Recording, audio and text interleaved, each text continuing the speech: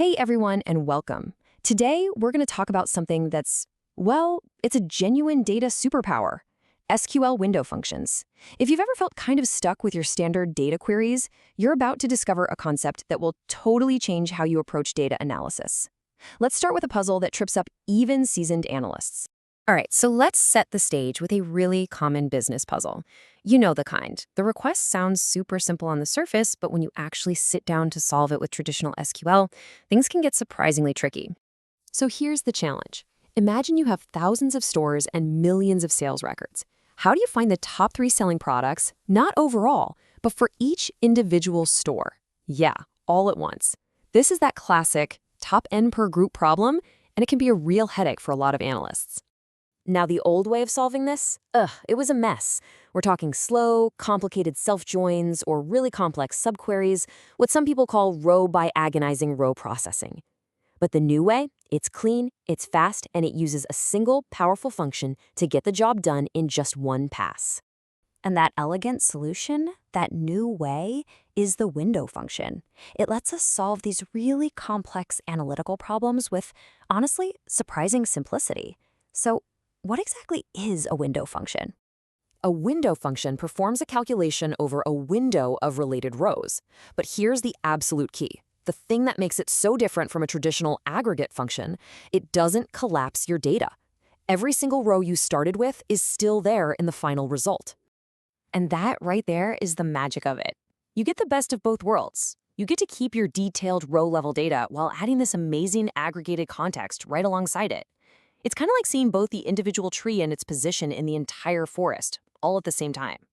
So how do we actually define this window of data for the database? Well, it all comes down to one key piece of syntax that just screams this is a window function, and that's the over clause. The over clause is basically a set of instructions you give the database. Partition by breaks the data into smaller groups.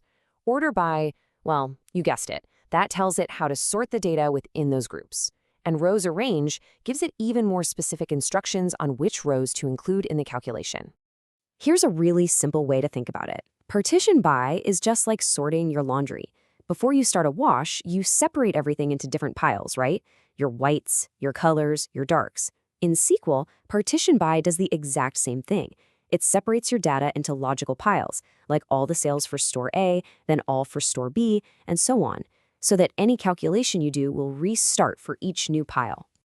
Okay, so now that we've got the basics down, let's get to the really fun part. Let's see how this all builds into some incredible capabilities.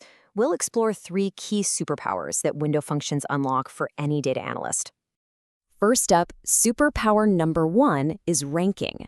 This is exactly how we solve our original problem of finding the top 3 products. It's absolutely perfect for ranking salespeople, segmenting customers, or really any task where you need to know how things stack up against each other. Now, different ranking functions handle ties in really unique ways, and you gotta know the difference. Notice these 2 data points tied at 1000. Row number just gives them unique numbers, 1 and 2. Rank gives them both rank 1, but then it skips to rank 3.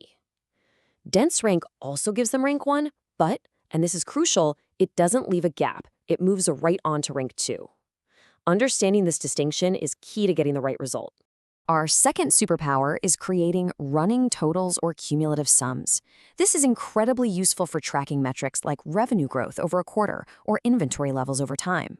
So here's how it works. For each day, the function sums the current day's amount with all the amounts from the days before it.